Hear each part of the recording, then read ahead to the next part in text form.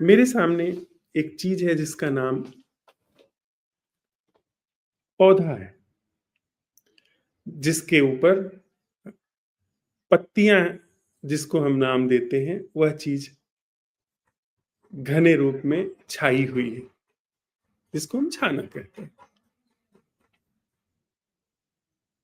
क्या यह जो नामकरण है, उसके बारे में, उसके विषय में मेरे भीतर जो ज्ञान है, क्या इसके द्वारा ही संवाद संभव है उस चीज से? क्योंकि यह मौलिक बात है। जीवन का मतलब होता है संबंधित होना। जीवन का मतलब है सीधे जुड़ना। आप एक टूटे हुए जीवन की संकल्पना नहीं कर सकते। टूटे हुए जीवन का मतलब है मृत्यु। हमारा शरीर अगर आप तोड़ दीजिए, तो उसको सब आसपास से ब्लॉक कर दीजिए, शरीर पे कुछ भी बाहर से प्रवेश न करे, अंदर से बाहर न जाए, तो शरीर को मृत होने में समय नहीं लगेगा। तो जीवन का मतलब है प्रवाह। वो सहजता से, सरलता से समझ में आने वाली बात है। उसके लिए जब हम इंसान इंसान से, इंसान वनस्पति से, इंसान जीव जंतुओं से, इंसान कीड़े मकोड़ों से, इंसान धरती आकाश से, यह चारों तरफ जो पसरा हुआ जीवन है, उसमें हम इंसान जब संबंधित होते हैं, जब हम इंसान इन सारी चीजों के साथ जी रहे होते हैं, तो हमारे भीतर संबंधित होने का सूत्र क्या होता है? क्या वह सूत्र हमारे द्वारा इस्तेमाल किया जाने वाला वह सोच विचार नहीं है? इसी पौधे को लेकर के हम देखें कि जैसे ही हम उस हमारी नजर उस पौधे पर पड़ती है, वैसे ही हम उसको पौधा कह देते हैं, फूल कह देते हैं। अब जो पौधा शब्द है, फूल शब्द है, वह हमने इजाद किया है। वह हमारे लिए उपयोगी है। हमको उसके विषय में शोध करना हो तो उसका नामकरण करना पड़ेगा। उसमें क्या क्या अंतर्वस्तु है, उसकी छानबीन करनी पड़ेगी। प्रयोगशाला में हो सकता है जाकर के उसको छानबीन करनी पड़े, इत्यादि इत्यादि। लेकिन जब हमको ऐसा कुछ भी अभी नहीं करना है, तब जीवन का प्रवाह है, यानी हमारा बेस, हम अपने आधार की छानबीन कर रहे हैं।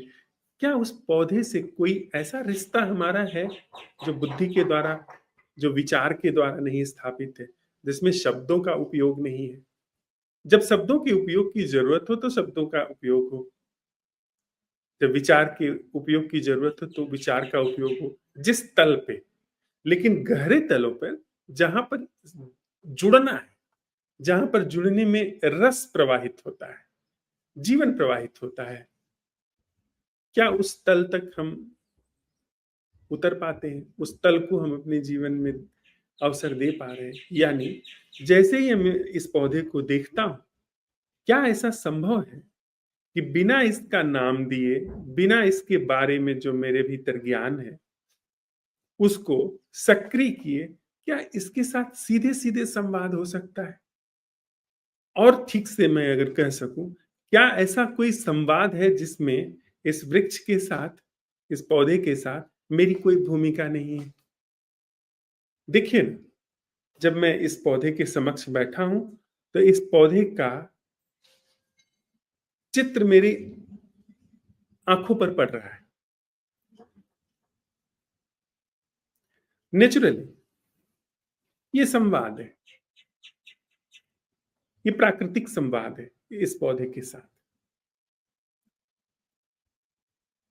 इन आंखों की रेटिना पर उस चीज का प्रतिबिंब पड़ रहा है।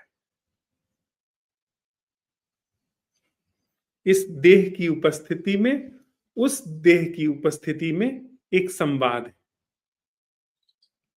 इन नासापुटों से जो निकल रहा है वह एब्जॉर्ब कर रहा है, उससे जो निकल रहा है इन नासापुटों से इस फेफड़े में जा रहा है। ये सीधे सीधे जुड़ना है, ये सीधा संवाद है। ये शब्दों का संवाद नहीं है, ये जीवन का संवाद है।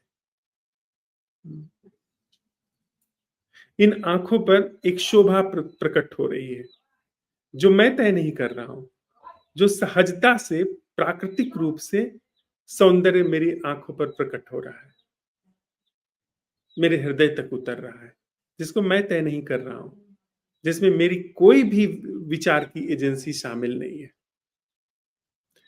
उसमें गंध है,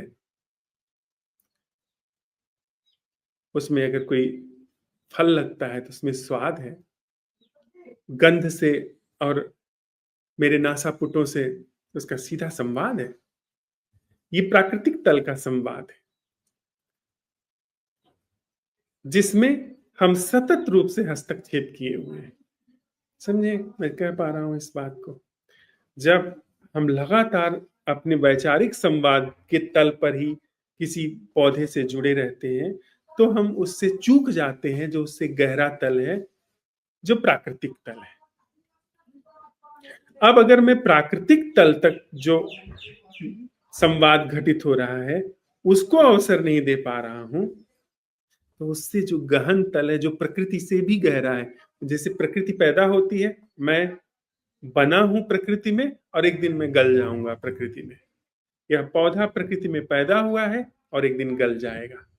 तो जिसमें यह गल जाता है, जिसमें ये घुल जाता है, वो जो अव्यक्त है, जिससे यह व्यक्त पैदा होता है और वह व्यक्त पैदा होता है, जिससे प्राकृतिक संवाद चल रहा है, उसका कैसे उसको कैसे अवसर मिलेगा?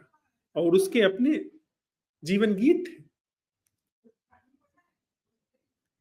उसका अपना ढंग है। हो सकता है वह ढंग काल के परे हो। प्रकृति से पैदा यह देह समय में पैदा होती है, समाप्त हो जाती है, जैसे वो देह पैदा हुई है और समाप्त हो जाती है। कुछ ऐसा है जो न पैदा होता है न जन्मता है। तो कहीं ऐसा तो नहीं कि हमारे इस दुख का कारण और उस दुख के साथ जो सांत्वना घटित हो रही है, उसका कारण यह बनावटी संवाद है, बनावटी लेन देन है विचार का। विचार ही दुख पैदा कर रहा है और विचार ही दुख से राहत कैसे मिले उसका उपाय कर रहा है। और इस पूरे घटनाक्रम में जो सहज है, जो न तो दुख है और न दुख से राहत पाने का उपाय है, उसको अवसर नहीं मिल पाता।